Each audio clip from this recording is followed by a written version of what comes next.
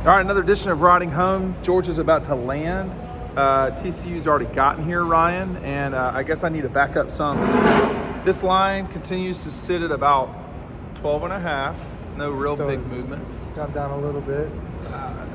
It's kind of testing 12 and it's testing 13. It really can't get anywhere.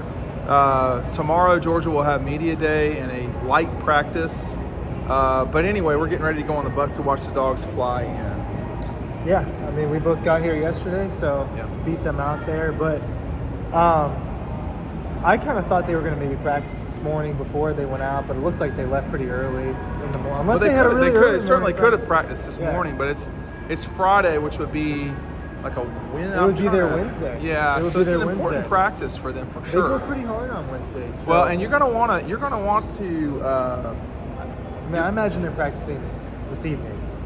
No, I think they practice. You think they practiced early this morning? My suspicion is they practiced this morning, and that they're getting through this, and then they're going to do their sort of walk through Thursday tomorrow when we're there. Maybe some light yoga. Yeah, was that yoga. Light yoga? No, that was for real. That was for real yoga, man. Yeah. Yoga, stretching, walking around, but. It will probably be something along those lines that we see tomorrow. Already seen a fair amount of Georgia folks in town. Yeah, I haven't seen a single TCU person yet. I'm not saying yet. There are just less of them in the first place. So that's just was less wrong. It's fewer in that case, but that's okay. Yeah. That's okay. We've had a hard time with that for a couple of years now. We're trying to get better. It's not working out great all the time. We're trying to flex our big J's. Yes. So I haven't seen any TCU people yet. Seen a handful of Dawgs today. We went to In-N-Out. We saw there were a few people in there. But they're piling in. They're coming in. You know, one thing I've noticed with the ticket situation is that it looks like it's gotten cheaper. So it has gotten cheaper, number one. Number two, there's still about $1,400 for the average ticket. So you can get in about $450-ish. Yeah, so that's about what the cost is. For a regular ticket, but if you're trying to get a seat of any sort, it's got to be more than $450. Ticket IQ has helped us out with that a lot in monitoring everything, but it's astonishing to me that this is going to be the second most expensive ticket in SoFi Stadium's history. What's the first? The Super Bowl. When was the Super Bowl here? When the Los Angeles Rams and Matthew Stafford. So that I forgot that there was last year. Yeah, it's been quite a ordeal so far getting here. We had a long flight to get here and so forth, but I'm glad that we're here and just everything will pick up now from the time that they land until the time that the game kicks. I mean, tomorrow media day and then practice, that will be a busy day. Tomorrow is going to be our busiest day other than game day. So that's true.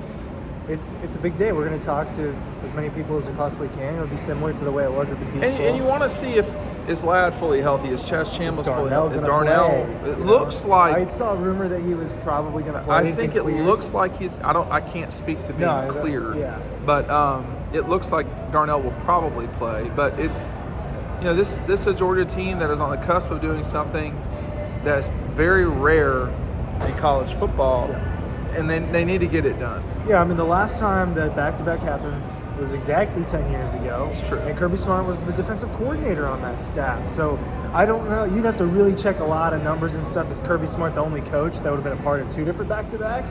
If they win? Almost certainly. That is my guess. Almost certainly. Maybe Butch Davis.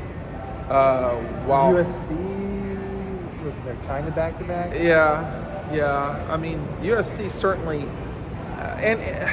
There's just so much that's really happening these days because of where does Stetson fit into things? People are already saying there's no way he can be that the College Football Hall of Fame would preclude him from being a Hall of Famer, which is insane to me because he's not an All-American. I mean, come on, that's going to have to be adjusted. And but they got to win this game first. And one thing in talking to Georgia folks behind the scene is again, the defense that they're going to go up against might not look like it's physical, but it is, and it's tricky.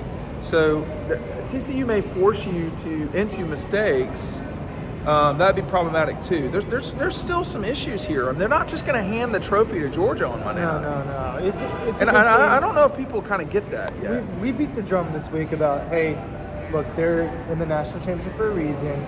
Yeah. Don't overlook them. They have a Heisman runner-up quarterback. He's really Max good. Duggan, really good. They have one of the 3 best receivers in college football, probably, if you ask most people. And Quentin Johnson, he'll be a first-round pick. And they've got dudes that make, I don't know a lot of their names on the defensive side of the ball, but they have guys that make plays and have made plays all year. And you look at that Fiesta Bowl, pick 6. They force you to take risk, and then they have to either take advantage of that or not. And I've seen a lot of talk about their defensive formation or the 3-3-5 that they run right now. Go watch it. It's not a real 3-3-5, and I'm not like some football coach, but if you go actually watch it, that's not really what it is, in my opinion. Well, almost all zones or formations change. Yeah, and it's just what it is. But Georgia's offense is going to have to make these guys pay. That's all there is to it. Yeah, this is. I saw a number today that said Georgia was against ranked opponents last year. If you took away their defensive points, they averaged about 24 points per game. And this year, against ranked opponents, Georgia's averaging over 40 points a game. Yeah, it's a different offense. You're talking about the offense, Georgia offense. They're better. They're better. It's much better. Is it surprising when the punter punts? I can't remember his name. The guy from Brett Thorson. Yeah. Is it surprising? And he's good, man. He is good. Did he punt a lot against Ohio State? I think 3 times, maybe 3 or 4 times. I mean, they were flying up and down the field, and there's going to be some of that against TCU as well. I mean, yeah, they're not. I mean, look, it doesn't. Oh, my ball is out there. It doesn't.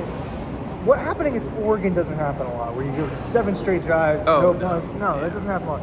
It can happen. I mean, they have the capability of doing that. It could happen in this game, but we're just going to see how this progresses. I mean, TCU is going to have to, obviously, everybody has to outscore the other team. Yeah. But I do think that TCU is going to have to take advantage of what is a perceived weakness right now from Georgia's defense. And whether that's based in reality, whether they were playing, because LSU basically got shut down, and then they started scoring. And then they started scoring when defense kind of was like, okay, they're playing softer.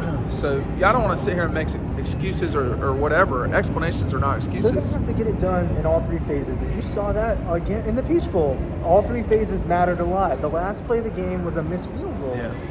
Jack Podlesny missed 2 field goals. That matters. He made some big field goals. They just didn't play well. And was that because of Ohio State? Yeah. Ohio was it because State of Georgia? played their A game. We said Ohio State was going to have to play their A game in a lot of phases if they were going to win. And they did. And they did exactly what we said they had to do to win, and they lost. Yeah. And that says more about Georgia than it says about Ohio State.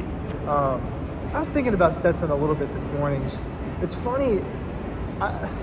The hate at this point is funny to me. Are we overdoing the hate? No, it's there. No, I know it's there, but like, dude, we see comments. I read all your comments all the time on YouTube, TikTok, whatever. I'm always reading that stuff. I just don't always respond. Make sure you sign up for the newsletter. The link's down below. I read all of that stuff, and it's just so funny to me how many people hate on. This is a guy who's taking advantage of his situation and taking advantage of the rules. I was looking at his Milkman commercial. He's making a ton of money, winning games and stuff.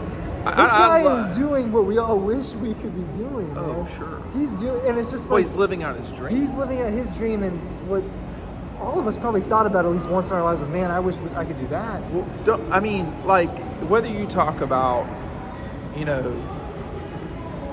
Michael Jordan, LeBron, Kobe... People are going to comment about what you just said there, saying, oh, you just said his name in the same breath. But that's not the point. Yeah, I did, because... That's not the point. Well, no, it's not the point.